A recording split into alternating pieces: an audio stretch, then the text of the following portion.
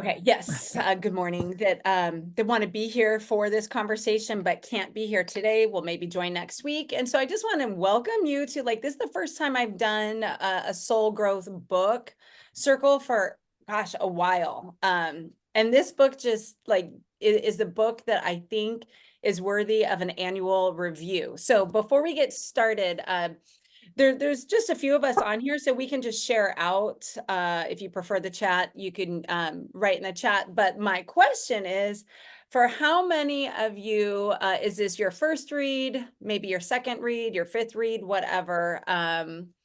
What's your look at mom's face? Never read it, are just here for the ride and just, I mean, because honestly, the wisdom in this book that is somewhat common sense. So it's not something that if you haven't read it, you're going to be okay. You will still be able to participate in the conversation and still really be able to benefit from what everybody shares.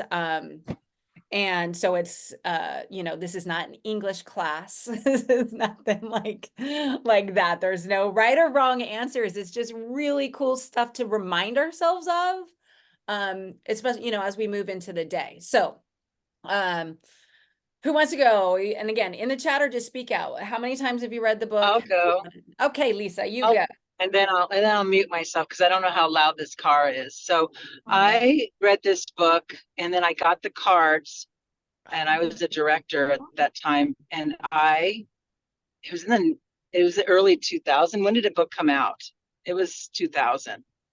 Oh, 2002. Okay. I've given this away so many times. I do not own one at this time.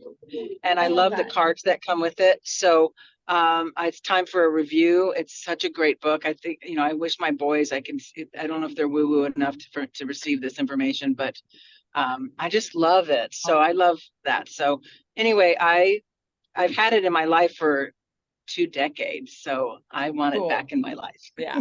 I just pulled out the copyright here, and the original one was 1997. Oh. That's what my book says here. Yep, mine too. Okay. That's great. And this is such a great, so you've had the book and you've just gifted it out over the years, and it comes in and it comes out. I'm really possessive over books like this. This is a book that I actually had to track it down. I gave it to somebody and I was like, but I want this one back. Sometimes I can release them, but I'm not this one. So great. Okay. So Lisa, it's been in your world for a while and you're just here for that reminder. Great. Awesome. Who else? This will be my second time reading it. I actually got one copy for myself and my mom for Christmas. Was it, Mom? I can't remember.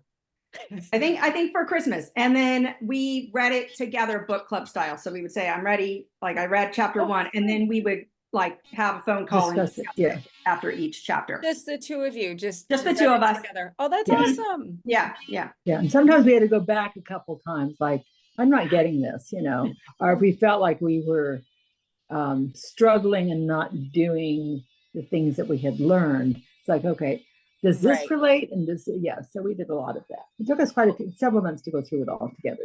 Right. And that's part of why I love this book, because it is one of those things that it's just like a constant reminder of these things. And I use it with my friends all the time. I talk about it because I continue to have challenges with some of these. So the concepts are so simple and yet so complex to implement. So and I have a question. What are the cards? I don't know what the cards are. Oh, Lisa, you want to speak to that? Oh, if it's not too much, she's muting. No, I just have to unmute myself because I don't know what the car's doing. There's this little, I'm so dying to get it again. I have to I'm just going to buy a bunch so I don't give them all away. I keep one for myself. It's those there's these little square cards, like coffee table kind of cards, and they just give you reminders. And I pull one out a week. I think there's 25 in the box or something. And it goes into detail in the front, the actual agreement. And on the back, it gives some kind of an affirmation or some kind of reminder or some little quote that keeps you on track that week. And I just can't. And when I saw this, I'm like, why did I give those away? I actually need them right now. And so I just love giving stuff away. So it's, I'm going to reorder those. So I think I don't know what they call them, but when you go onto Amazon to order, you'll see the cards there too. Yeah. And that, in the emails, if you guys received the Let Love Rise emails, there's at the very top of today's, that was a reminder for the call, there is a picture of a card. And I was introduced to the cards that I didn't know that they had a little deck of them either when I was in Boulder Creek a couple years ago. And, you know, I love it when you go to an Airbnb and you know, peruse the shelves, and they had the 4 agreements and they had the deck. And I was like, oh my gosh, I've never seen this before. And of course, the one that I got was associated with the Don't Take Things Personally, which is my most challenged agreement number 2. And they just had, and it's just like a beautiful thing. So you could see an example of it if you haven't seen the email that I sent out today that talks about the 4 agreements, to get an example of it. But they're square. Yeah, cute. All right. Kimberly, Mama. Well, I'll say, I have read the book. I have had the book. I do have the book. I don't know where it is. It's not in my little bookshelf in the bedroom. Okay. And unfortunately, if it's in a box in the garage from when we moved, I'll be going out to buy a new book and I'll get the cards. Yeah. I think Russ probably took it for himself. Secretly under his pillow. But anyway, and it's great. I read it with my friend Sherry Williams' group that we met for years and years and years in the San Jose area, and that was one of the main principles, the pillars of the group. So yes, I've read it, but not recently. Another place where you can find it often is in thrift stores, used bookstores. And it's one of these books that, like, if you see it on a shelf somewhere, just get it. Because like Lisa has already said, like, it could be a book, whether it's for yourself or you give it to someone else. This is one of those books that when you see it, grab it. And I will do the same for you, Mama, if I see it. Thank you. And I will be looking at my first opportunity. Me too. All right. And Kimberly. I have an extra one, Blythe, if you want to use it. I bought, I have one, I've read it. I read it in 2000 yoga teacher training. We read the book as a class. Oh, cool. Yeah. So it was my first dose, and how magical is that? So I read it at least that time, probably since. And then I bought 2 because my one is in California. Oh. And then I gave both those away. So I ordered 2 more. So I have an extra. Well, I will buy my. I'll buy reading. my own only because I know I will abuse it, and I don't mean abuse it, but Right. There's this beautiful bookmark. Right. It has the 4 agreements. Oh, cute. wow. So these are lovely. I liked giving them away. I'm giving away 4 of these and 2 books, and then they have the detail of the agreement on the back of it. Oh, So these cool. are really cool. I've not seen those before. Very cool. Yeah, it's a cool little gift, right? It Can't is. throw that Yeah. away. Come on now. Yeah. Yeah. Love Awesome. And easy to check it. Yeah. Cool. So everybody anxious to go through it again. Yeah. Good. Awesome. Well, everybody's familiar with the book, so we'll dive in here. But I also wanted to just share that one of the reasons that I also it's just been a while for me since I've read it, probably a year and a half.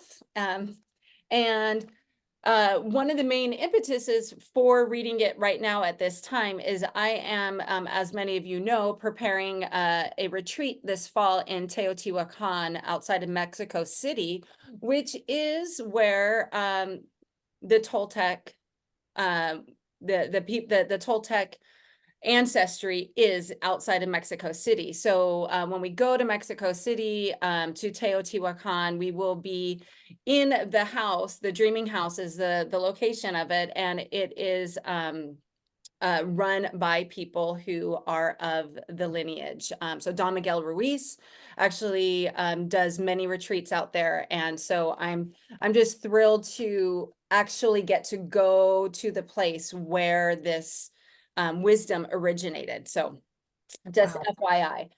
To start the discussion, we're talking about agreement number one, which I had the first time I read it was like that word impeccable. So we'll talk about impeccable, be impeccable with your word, and we'll unpack all of that. But I thought I would read a little bit about from the introduction, the domestication and the dream of the planet, because it just kind of sets the tone for like, well, what is an agreement? The idea of an agreement is otherwise just a belief that we've adopted, that we have taken on, and we have made an agreement with ourselves that this is the truth. And so the whole concept of the book is to break all of those agreements and just adopt these 4 simple ones. But I liked this prelude to a dream on page 21. If anyone wants to follow along, or let me just read to you, because I do love reading out loud. There are thousands of agreements you have made with yourself, with other people, with your dream of life, with God, with society, with your parents, with your spouse, with your children. But the most important agreements are the ones you made with yourself. In these agreements, you tell yourself who you are, what you feel, what you believe, and how to behave. The result is what you call your personality. So that's like really like right there. It's like, whoa, we're talking about like an agreement. I often think of like a legal document, or like I agree to do this or that, but like this is like the foundation of our personality, the things that we believe. In these agreements, you say, this is what I am, this is what I believe. I can do certain things, and some things I cannot do. This is reality, this is fantasy, this is possible, that is impossible. One single agreement is not such a problem, but we have many agreements that make us suffer, that make us fail in life. If you want to live a life of joy and fulfillment, which I believe we are all on the path of doing here whenever we meet for a Let Love Rise event, that is the main umbrella. You have to find the courage to break those agreements that are fear-based and claim your personal power. The agreements that come from fear require us to expend a lot of energy. That's interesting to note too, just energetically, like what a fear-based decision. But the agreements that come from love help us to conserve energy and even gain extra energy. And then he just goes on. That was just the little blip I wanted to read. He goes on to talk about like we have a certain amount of energy given to us every day. And by paying attention to the expense of energy, or what fills us with energy, and again, fear or love, is just something to be aware of, and that we have the power to change what it is that we desire. So agreement number one, the word impeccable. Let's just start with the word impeccable. What did you bring in? Whether it's the first time you read it, or right now, or sitting with it, like it's an odd word. I think we all kind of get a concept of it, but be impeccable with your word. When you hear that before reading it, what thoughts come up for you? Am I unmuted still? You're good. We can hear you, Lisa. I only have 15 minutes because I have an 11:30 appointment, but it reminded me of all those audio tapes I did back in the 80s and 90s as a director. I was a very young director, and I was like, I want to learn all the things about management and business. And, so I was with all those Nightingale people, and it reminded me of an older man, like looking down on this little 24-year-old director who that's unheard of, but I did it. And I felt like, okay, I'll be impeccable. I mean, I just was really making fun of it, because I'm like, it reminded me of an old man barking orders at me. So I was just like, whatever. I was being a snot, but that was me back in the 80s. Okay. So yeah. So you saw it in a way, is it like a holier than thou kind of? It was just, I love them as my mentors, but they're men. Yeah. And now I realize it's like, I can't act like a man. Back then,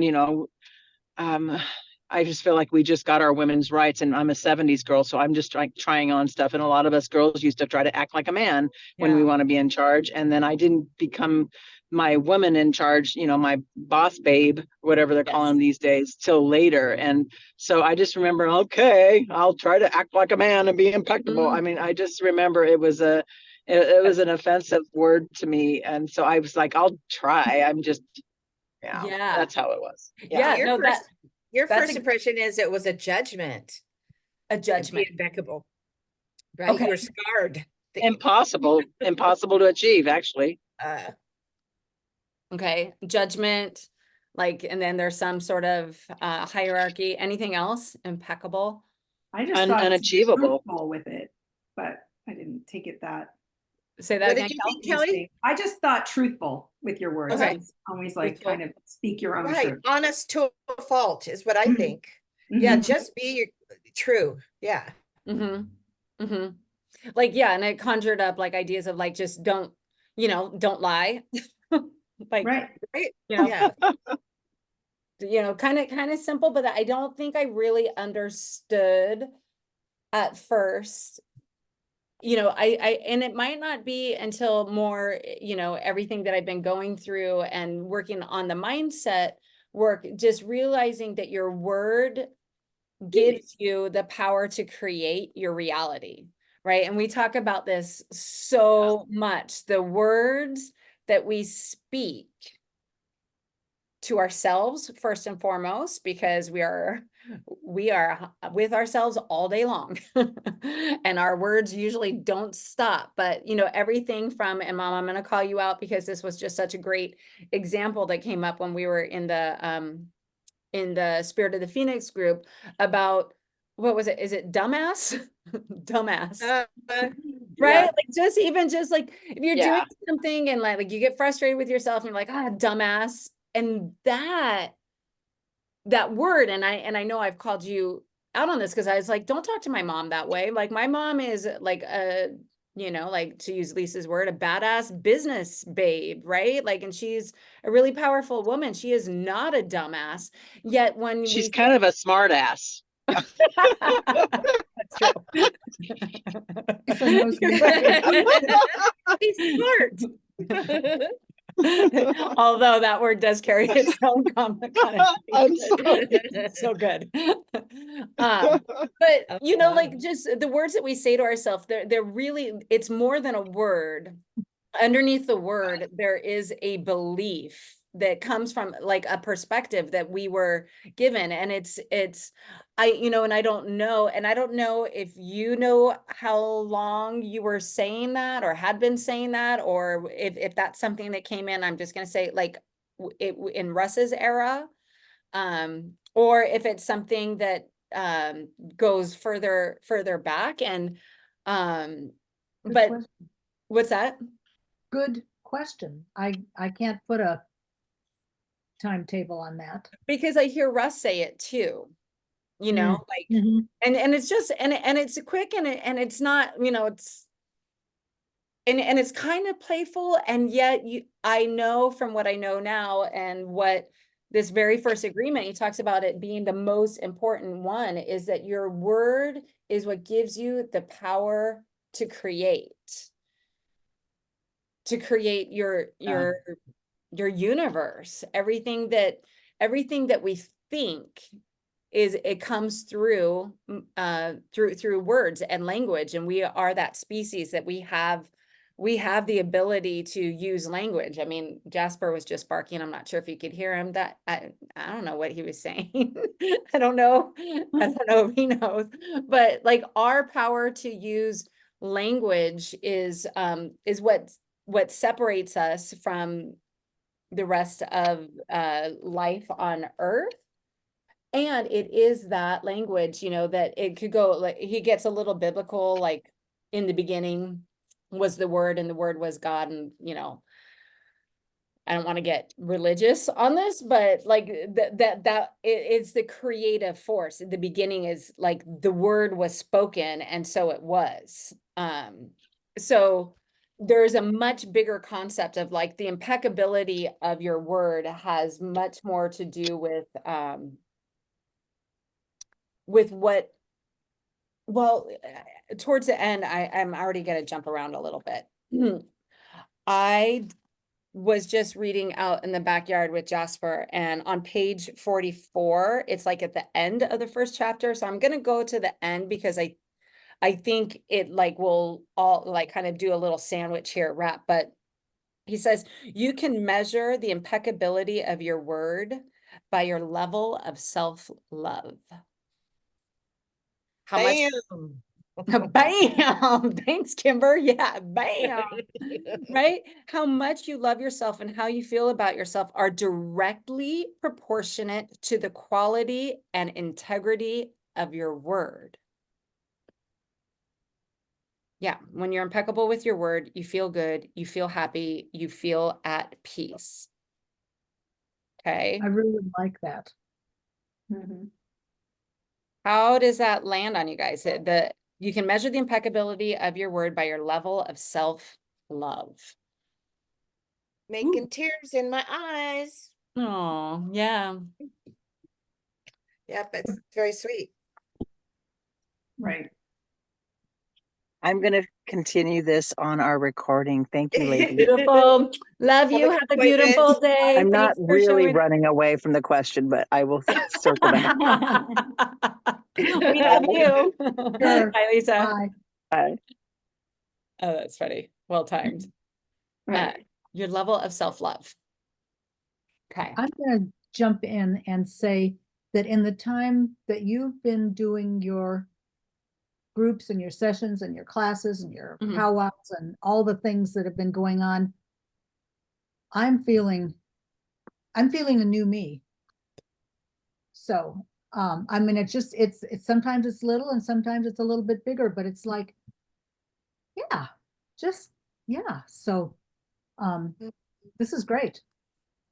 Well, that's good. So- And the new you, like a big part of what I hear you say in a lot of the things that we do is how you are actually exercising your voice. My voice, yeah. Right? That you Yeah. haven't in the past. You were of the generation, and perhaps Kimberly can relate, perhaps even Peggy can relate, the generation of you're to be seen, not heard.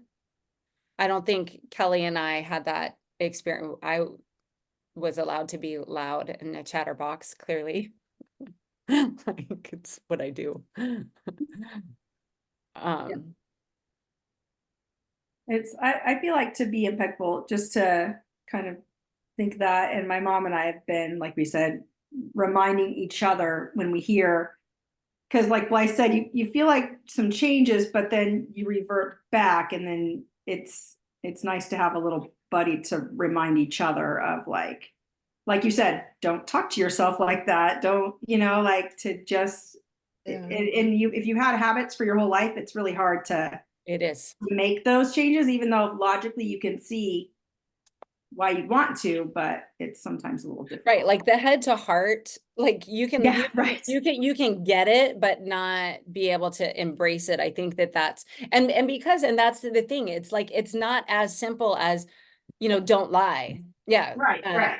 It's not that simple, because it's the words that we're using really are the reflection of a much, much deeper belief system that we have, or that we were given. He talks about the mom who came home from a stressful day, and her daughter was, just being a goofy girl and was happy and dancing and singing in the house. And the mom just wanted peace and quiet. And the mom spoke words that were like what he calls the black magic, that just were like venom. And we all know that words are a weapon. But by saying the words, you have an ugly voice, like just stop singing, that girl took on that agreement that I agree, I have a terrible voice. Not only will I stop singing right now in this moment, I'll stop speaking up in the classroom. I'll stop singing for myself. And I have met women recently who that is their story, that they have been told something about their voice and they have shut it down entirely because it's an agreement that they've made with themselves. Yeah. I think we get defensive when someone makes some comment against us. We get defensive, and so we react quickly as a way to protect ourselves. And that reaction then expresses that the word that was, let's say, not impeccable, you didn't think quickly. You know, I had that happen recently, just reacting. I go, felt like crap all afternoon because I was trying to protect myself as a older woman that didn't know what she was doing, type of a thing. So it was, as Kelly said, it's a way of being honest, but you also can't be hurtful, because you can be honest and be horribly hurtful. Anybody around you, and then you feel guilty and you don't like yourself and you don't love yourself as you should. Right. Right. No, that's very true. That's very true. Like, because it's bigger than like not lying, because it's the proverbial, like, honey, how do I look? Yeah, right. You know, it's like you're setting somebody else. Like, how do I look? And how do you speak the truth with love and compassion versus saying something? And that's the thing with words, is that they carry such a deep impact. It is totally opposite of the childhood rhyme, sticks and stones, Right. right, may break our bones, but words will never hurt me. It's like, oh no, words are what deeply impact us, and we internalize it. And it is, Kelly, to your point, like, it is so hard to undo that, that belief, or, you know. And also, Peggy, like, we're human, right? We're in these human bodies, and we do, like, as a self-protection, like, we can be defensive. We can, like the mom that in this example, just have a stressful day, and it's often the people that are closest to us that get most of our venom, you know, from the words that we speak, or how we speak them, the tone that we speak them. Sometimes now, Kelly and I, we don't say it out loud to other people, but I'll tell her, I said, okay, can I be a little less impeccable right now with my word and do that little bit of gossiping stuff? Because I don't have that outlet, because I'm trying to love myself and show that outside people that I care about them, and I'm trying to be impeccable and honest and stuff. But then it's like, oh, well, now I can't gossip, you know? Right. So I only have Kelly to say, okay, Kelly, what about this? Can I say this just to you? But I will say, we have also changed the way that we gossip and are more empathetic towards others. And we do try to more play devil's advocate in the situation. Like, so-and-so said this, help me understand where they're coming from. Yeah. And so we have actually, in the last few months since reading the book, kind of changed that conversation a little bit to more trying to understand. A better reaction rather than just the and also how to react, the blasting stuff. I think that's great. I wanted to bring up gossip, and he doesn't mention sarcasm, but those are two things I wanted to talk about in terms of impeccability, because gossip, I think what you're demonstrating, Peggy, like, by even just saying, can I be a little less impeccable with my word right now?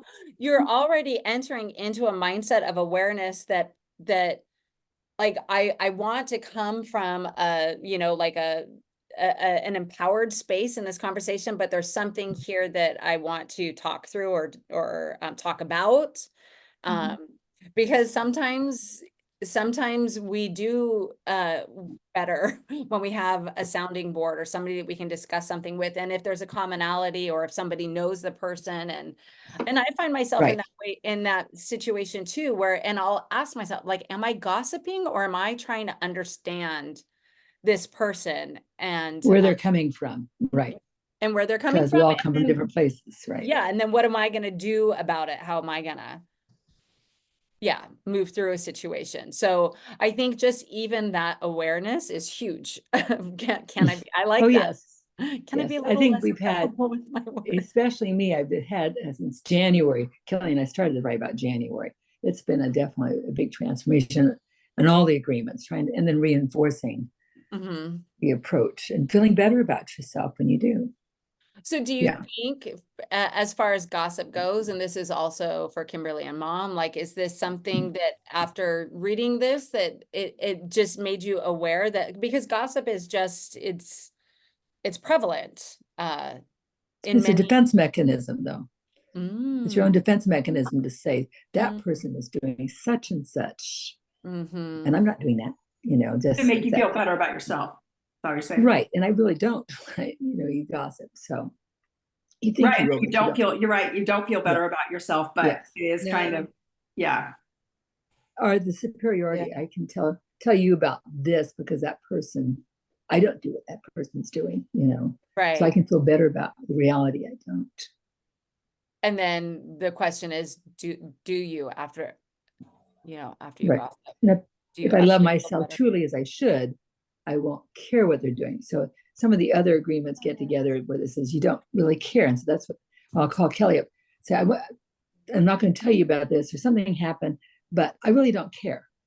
And I don't care anymore. I don't care that they said that. I don't care that that's what their perception is about somebody else because I don't care. Yeah. Oh, Yeah. It doesn't make me feel better. I really don't. I don't love myself more or less because of it. So I don't care. Yeah. Yeah, I have an example. One of the books I gave away was to my bookkeeper, and gave it to her yesterday with the cute little bookmark. And this morning I was out there, and she was telling me about another colleague of ours and their behavior. And then it was a nice little 5-minute splurge of what her behavior is, this other colleague. And then afterwards she goes, "Oh, that was gossip."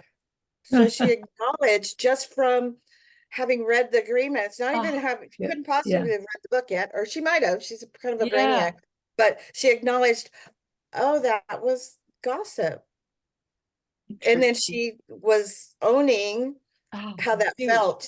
So just acknowledging it is wonderful. Yeah.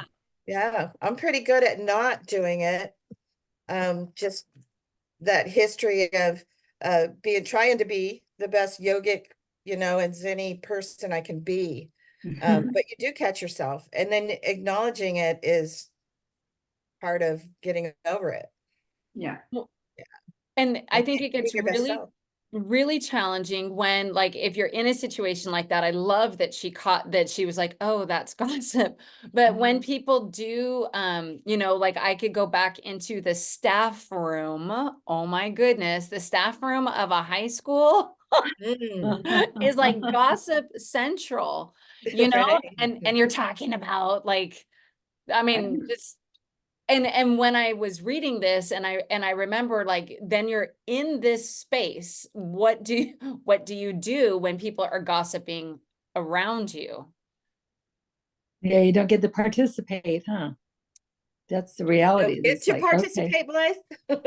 yeah, because if you participate, you're being just as bad as they are, and Right. you're not feeling any better about yourself. Right. It's like pulling the vibe down rather than trying to shift the conversation. Everybody's trying to feel more superior to somebody else by gossiping, saying, well, so-and-so did this.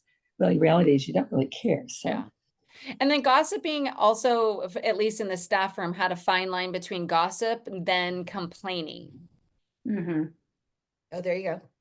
I think too, if you feed it, it just escalates, like then people feed off each other and it's just, it becomes something more. And I do think that with a few words, sometimes you can kind of diffuse or redirect. Yeah. Good point. Yeah. Or we need to do more of that. Yeah. Because I don't really want to listen to the gossip. I was very uncomfortable with what she was sharing. And didn't pipe in. So I was glad when she got done. And I was really proud of her that she acknowledged the behavior after, right? Yeah. That's a quick realize. Yeah. I also think that the more that we practice this agreement of being impeccable with our word, we're also going to attract people into our circles that are also more impeccable. Like, you'll see, like, the people maybe that you even used to hang out with, you're not hanging out with as much, and which leads me to sarcasm. And I bring up sarcasm because, and I'll shine a big light that I've been shining into, like, a very shameful spot for me. But sarcasm has been, I mean, we all are aware of it.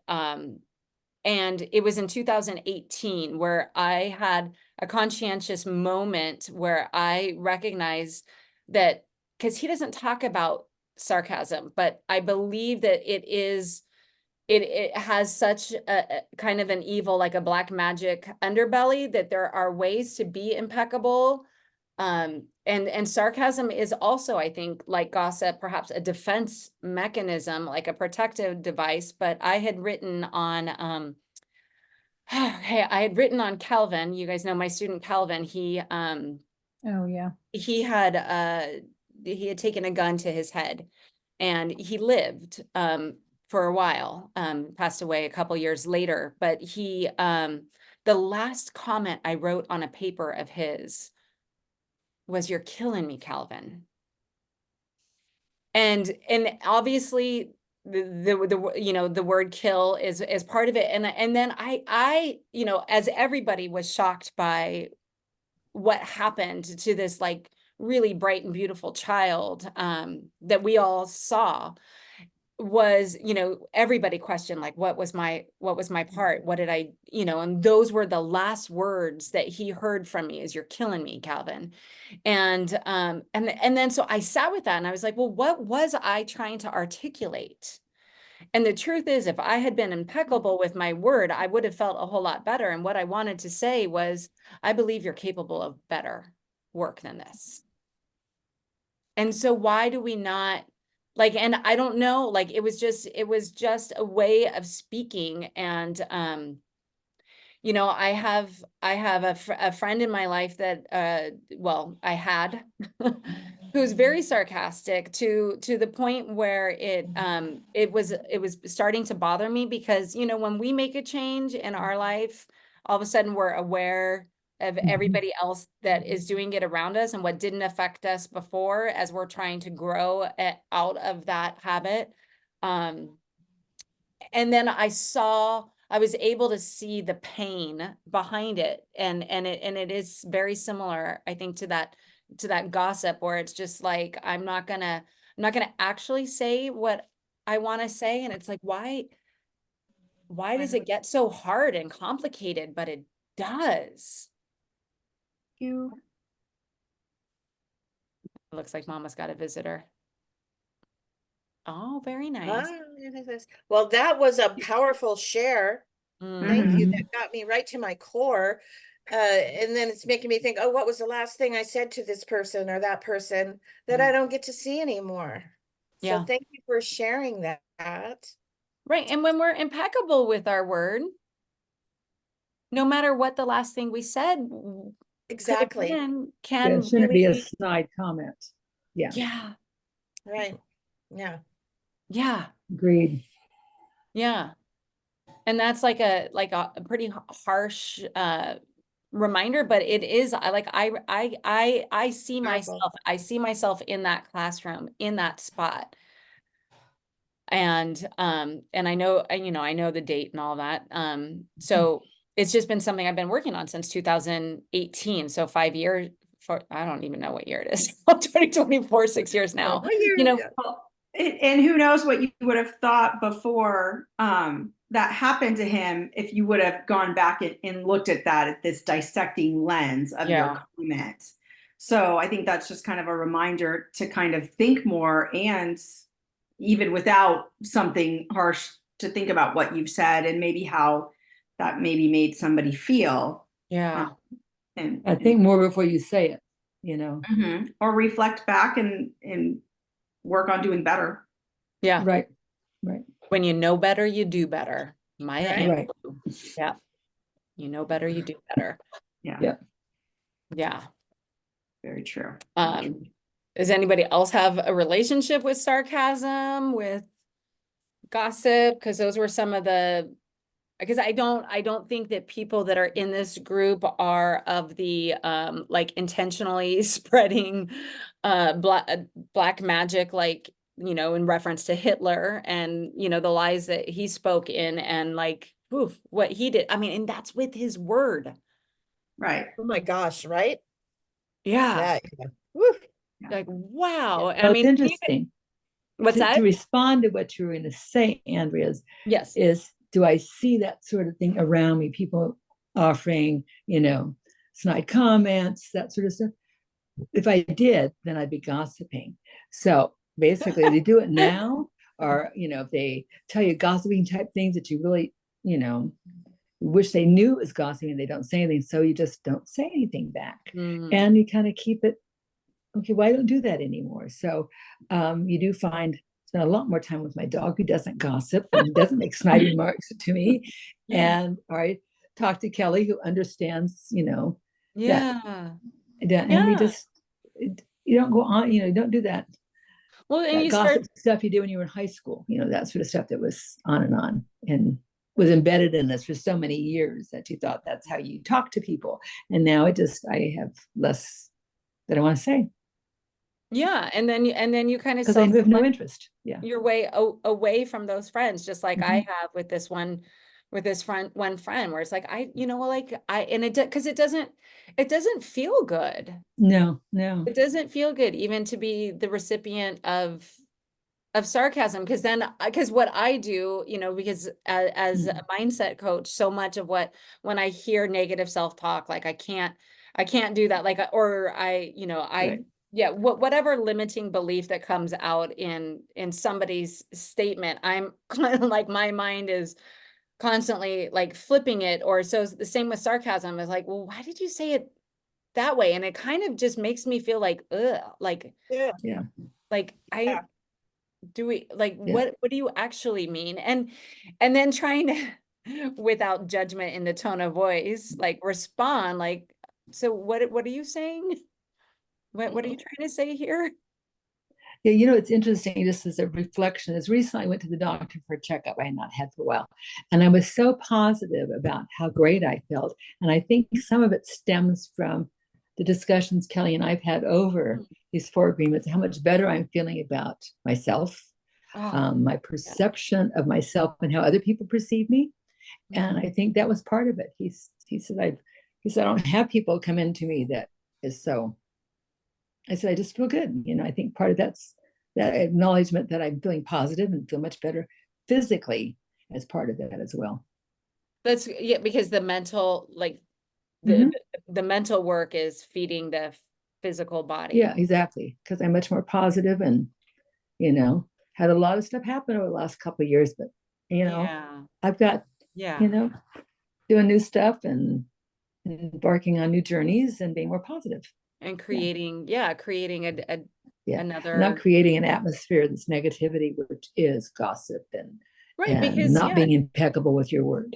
Yeah, you've had enough hardship that why would you want to surround yourself with people who just kind of pull a vibe down, or when there are other ways of being, and groups of friends to have, so it's such a worthwhile thing to notice. And also medically, the power of our words. I think it comes back to you, Mom, that, I mean, the way that you raised me with my mindset in terms of my body and my health, like I've always just, second I start to not feel well, I immediately go to affirmations like I'm healthy and strong, or my body is healing itself.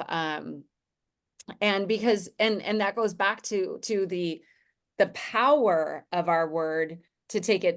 The next step is that not only can we feel good, but we can work to heal ailments, heal our bodies, affirmations, our minds, our hurts, our wounds, all of those things, by the power of our affirmations. And I think he put one at the, what did he say?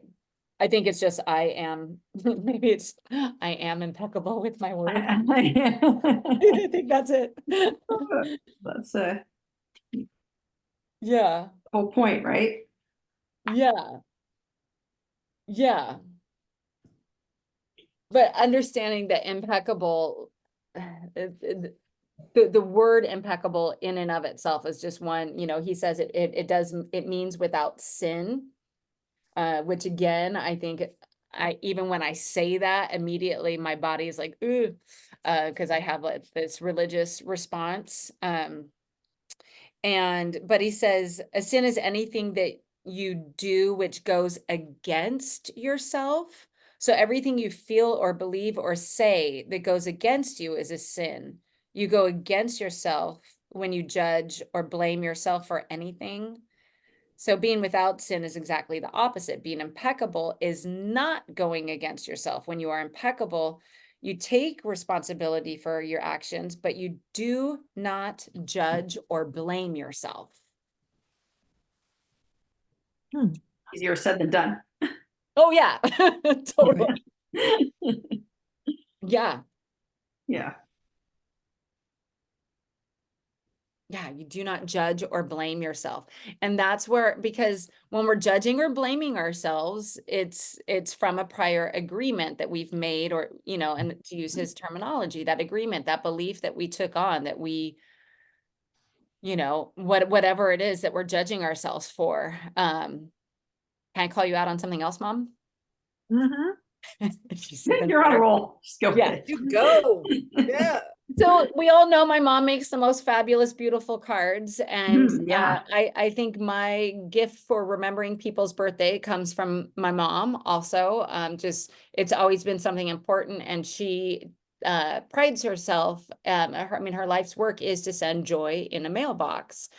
And was it we were on Polo either yesterday or the day before, and you realized, and you still, we'll circle back to this. You still have a couple days before your brother's birthday, but her response was, oh, you said like, shame on you. I think you said you got really down on yourself. You got really, yeah, I think you might have said like, I don't know, like it was like a quick little thing. And it was just blah, blah, blah, blah, blah, blah, blah. And then all of a sudden there was this like shame and judgment against yourself for not being like, not getting these cards out, not doing this, not doing that. And I remember I just hopped right back onto the Polo. I was like, whoa, like, True. That's true. Yeah. right? Like, don't talk to yourself like that. One, because you are amazing with the amount of cards that not only you create, but you send for no reason at all, or for a birthday. And then also I was like, you have over a week, you know, I mean, I know the mail system is not always super fast, but I'm still pretty sure that, you know, you're on top of it. But it like spiraled into like you not being on top of things, and there was a lot that came out through your words. Interesting. I didn't hear it quite as loudly as you did, but I do know that I got one card out yesterday, and it is not to my brother yet. Okay. Yeah, I need Have to. you made his card or picked it? And I may have to Probably. interrupt. I got contractors here that I need to go check on my contractors, see what they're doing. Yes. So Sounds I think great. I'll see you next week. We'll see you next week, Peggy. It's Okay, so great okay. to have you Thank you. here. Bye, Thank I'll you. talk to you soon. Thank you for all your insights. Okay, bye. Yeah, bye. So fun. That's so great. Just I love just hearing her voice. I love it. Yeah, that was. I know, maybe next week she'll let us see her. Maybe. We'll see. I'll ask her. She's still here, sort of. Maybe. I said sort of. Right? Maybe let's talk about her. Let's gossip. And then there were 4. It's like the Brady Bunch. Right? Yeah, the Squares move. Yeah. Yeah. I appreciate, Andrea, that you brought that up, because I was oblivious to it. I didn't see it. It was just like, you know, I have a list of 7 cards that I need to send, maybe 8. And I have a person in my life to whom I am blood related, who reminds me of a card I haven't sent to that person's son. Gee, figure it out. Wait. My sister's son. I have not sent him a for snarky card that I'm supposed to send. And I just, when I get around to it, I'll make my snarky card. But in the meantime, I've got other things that take priority. That's interesting. Yeah. Oh, over and over every time we speak, it's like, well, you haven't made Matt's card yet. He hasn't received your card yet. And it's like, no, but it's on my agenda. And is it your responsibility to do that? No, is it? I mean, no, no. If I want to send him a card, I will. But if I'm nagged, Yeah, because everything that we do ought to come from a place of love. right, and it will come from a place of love when I get around to it. But I just sometimes. That goes on the let it go list, you know, and that again, that's something that is not yours at all. Like Yeah. that is her. I thought that's what you're talking about, but then I was like, Yeah, I'm like, but Matt's birthday is like I it's sent May. him a card, but I didn't send a snarky one, and he needed to have a snarky one, and we have a particular one in mind. I'll when I do it, I will show it to you, and you'll Okay. understand. Okay. But I don't need to be reminded about it all the time, and it's just Right. In general, I think to your point, it's almost harder with those family members, right?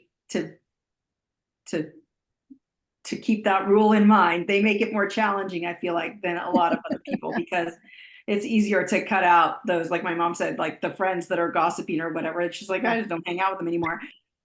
But Yeah. with family, it's a little more challenging, and you have to decide whether you want to just accept that or you that's something that's you can't deal with anymore. So, yeah, and so what would be an impeccable response? And I don't know that you have or haven't given one.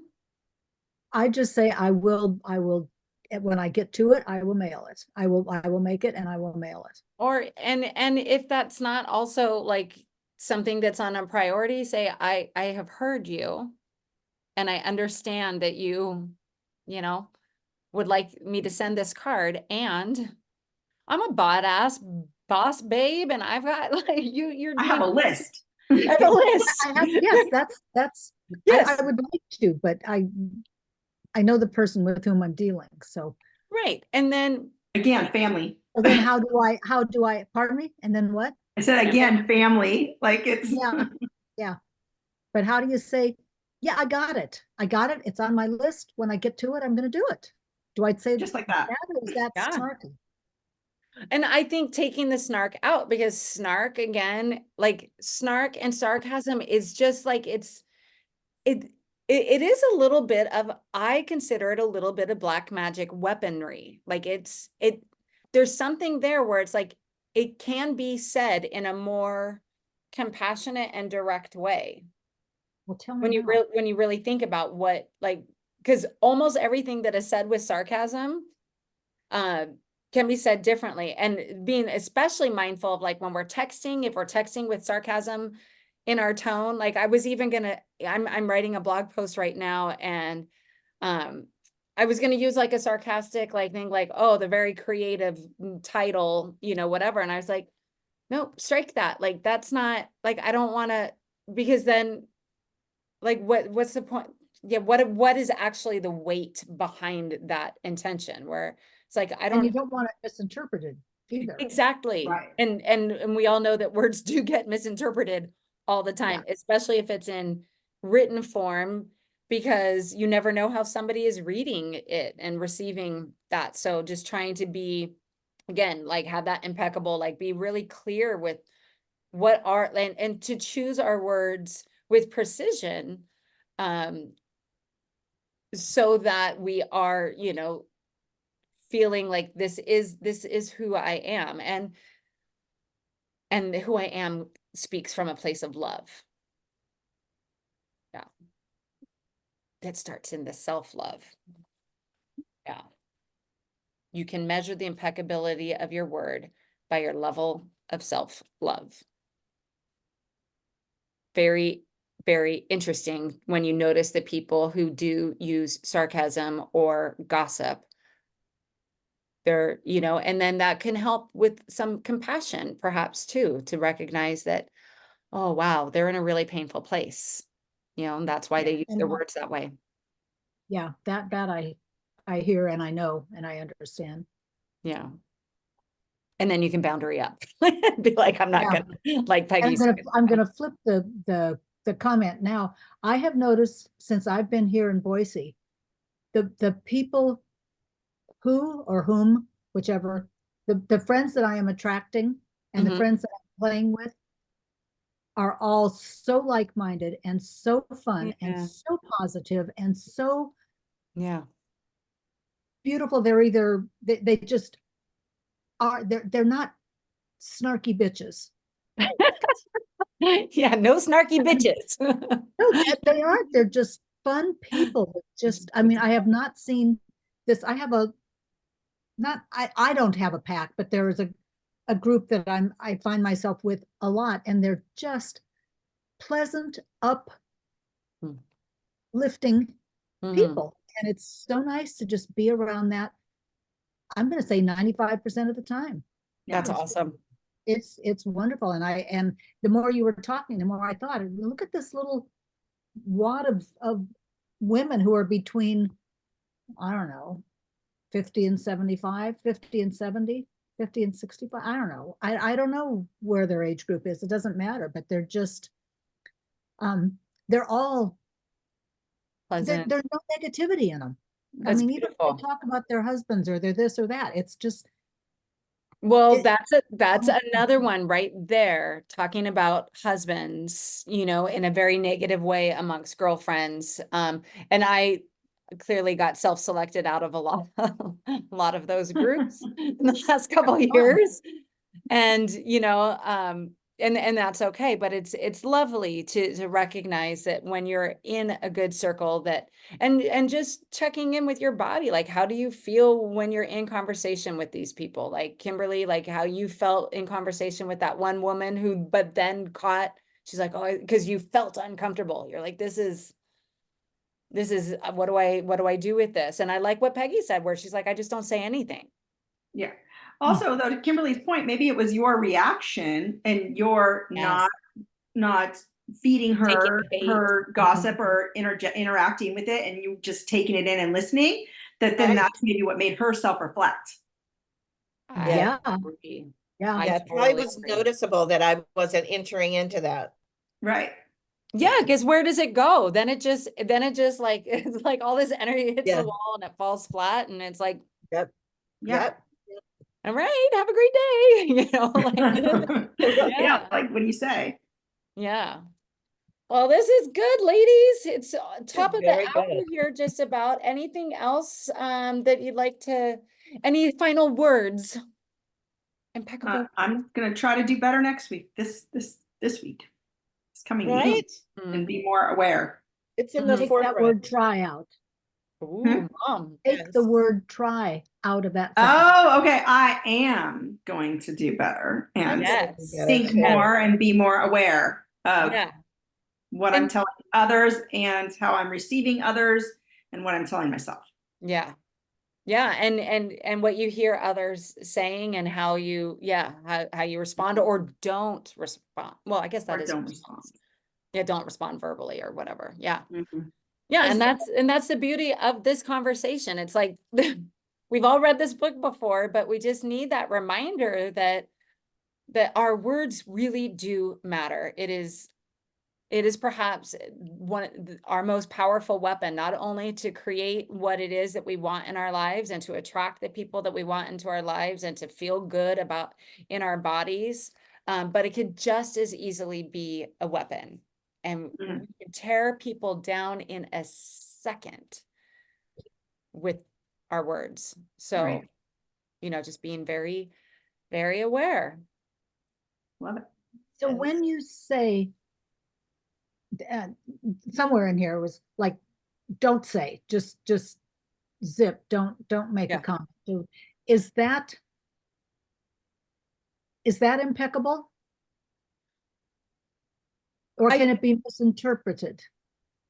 And not if you say, you know, I'm not gonna Yeah. open my mouth. I don't Right. mean it like that, but I mean if you choose not to comment on something, is that And okay? perhaps you can just say, you know, I have no comment on that, like, or I prefer not to comment on that, or I'm not going to Yeah, comment don't on say that. anything and be compassion that they, for that behavior, for whatever reason, I mean, I think especially if it's I something like that that. doesn't involve you, like we were talking about the husband thing, like if somebody is sitting there going on and on about how terrible their husband is, there's nothing to add to that. Like it is being impeccable with your word to just not say anything, in my opinion. Yeah. Now that's, I'm gonna And you concentrate could, on that. you could have compassion, like you could say like, I'm sorry, that's your experience at home. Hmm. Cause that's True. authentic, that's real, that's impeccable. Mhm. And it doesn't mean like, I mean, you could still have, you could still be having problems with your own husband and things that you don't like about your own husband, but you don't need to engage in that back, and instead just, you know, maybe be reflective and know where's the time and place and who's the right person that you can share it with. Like if you do have something that you are trying to work out, you know, about something with your husband, that it's not, you know, that you can't work out with him, but with another person, that's not got, there's a way that it's gossipy and there's a way that that it cannot be. But I like that, Kelly, of just having that silence or Yeah. And where I was thinking was, if a person is, and I'm not referring to husbands at all. okay. Okay. If a person is overbearing and over Mm. obnoxious and over taking everything that goes on, is just zipping and maybe quietly stepping away from the circle or something. How do you, Like when you're in a Is group dynamic, I think I know what you're talking about, like that you're leading. yeah, yeah. And do you just ignore? I mean, is silence Silence, impeccable or is it rude? And I because think it's, silence can sometimes also be what was I just thinking, like an enforcer, like when you don't say yes or no, like it's the silent agreement, like that you're agreeing with the person. Mhm. So as the leader, when somebody is very, you have a hard personality, I don't know, like I just thought about when we were kids, like let's play the silent game, like or that's a tough one. I'll have to stew on that one. I know what you're referring to. Okay.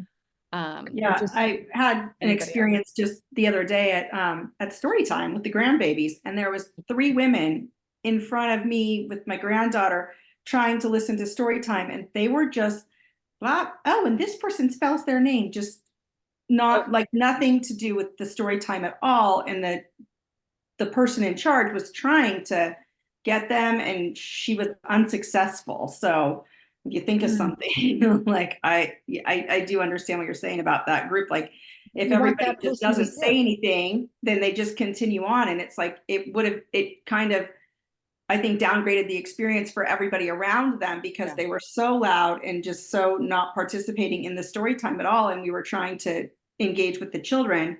And Yeah. it would have been nice if the leader did say, can you stop? Can you?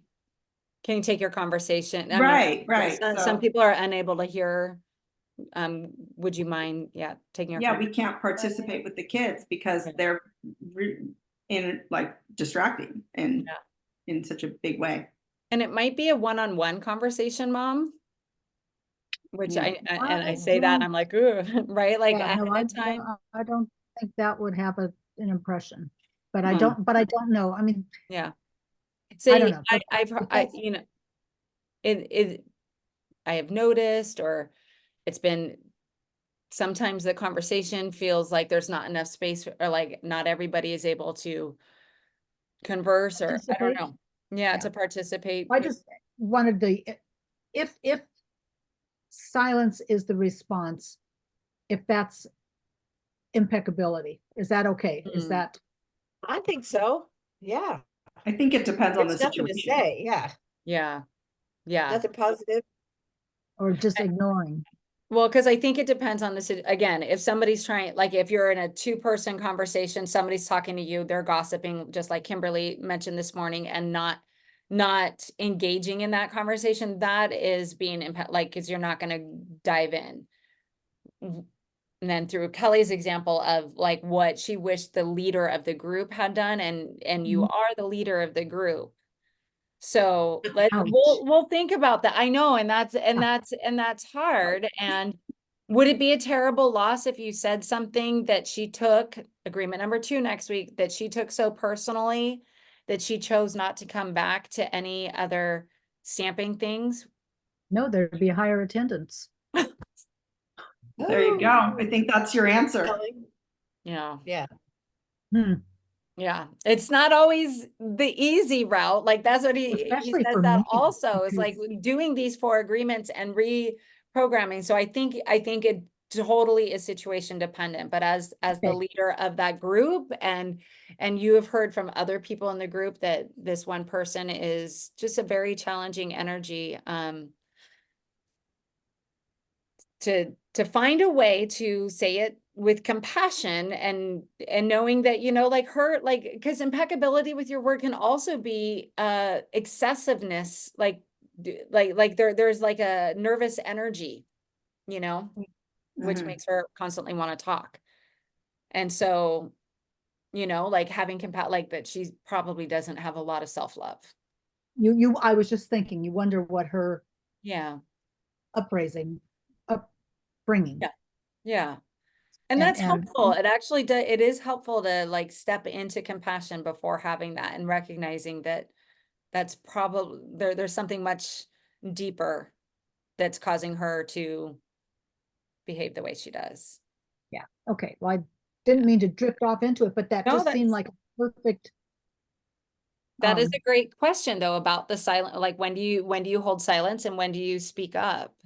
Yeah. Yeah. And only if you are in a space where you feel like you're not reacting, you're not in an agitated place. That's why I thought maybe like outside of the scenario, or if you can ask her to come, or if you see that she signs up, can you come like 10 minutes early, 5 minutes early, 2 minutes early? My And then you daughter can can come talk over with here it. and tell you. Talk impeccably. Yeah, you can decide what your impeccable word is to counter that situation. Mhm. What Yeah. my type of word is? Well, you could be that impeccable word that you want to say to this person so they won't behave like that. Gotcha. Yeah, it's Yeah. it's You have um time. Yeah. it's a tough one. It's a real tough one because it's community Sounds like wide. it. Yeah. Yeah, it's Yeah. really okay. Well, I appreciate this, and if I do something Courageous. Get back to us. courageous and effective, I'll let you know. Awesome. Yay. Well, Courageous. we'll look forward. We'll check in next week to see if anything came up or but just yeah, enjoy the week, being mindful of words. Words. Okay. Yeah, And, yeah. Thank you. yeah, I'm looking forward to talking about next week. Don't take anything personally. I'll have Yeah. somebody else lead that class. All right. Thank you guys for being All right. here. Have a good week. Have a great week, everyone. Thank you.